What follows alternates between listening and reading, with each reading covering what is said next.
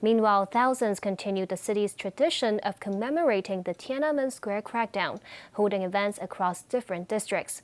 This as they face an unprecedented ban since the annual event began 31 years ago. A candlelight vigil like no other. As the clock struck 8 p.m., a minute of silence was observed at Victoria Park, where the annual event has been held for the last 3 decades.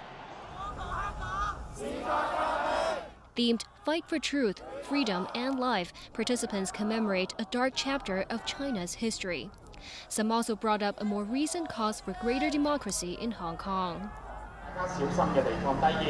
And the vigils were not confined to the park, but fanned out citywide, near Langham Place in Mong Kok, and also to Moon. But participants joining these events ran the risk of flouting the gathering ban. What motivated them to still take part?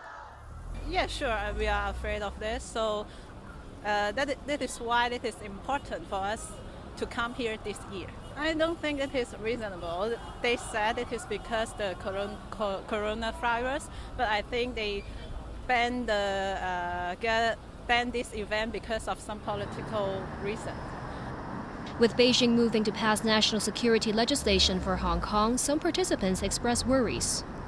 It's very important for Hong Kong to maintain its freedom of speech and freedom of protest. And especially the bill from the CCP last week, I think. And I think if we don't grab this chance to speak up for ourselves, we may lose this kind of chance sooner or later. Over at the University of Hong Kong, the Student Union Group held a memorial in front of the Pillar of Shame, which depicts the victims of the crackdown. Students cleaned the statue plaques as part of the commemoration. Over in Beijing, a group known as the Tiananmen Mothers went to Wan'an Cemetery to mourn their families and those who died on this day 31 years ago. Just like previous years, they were accompanied by the National Police.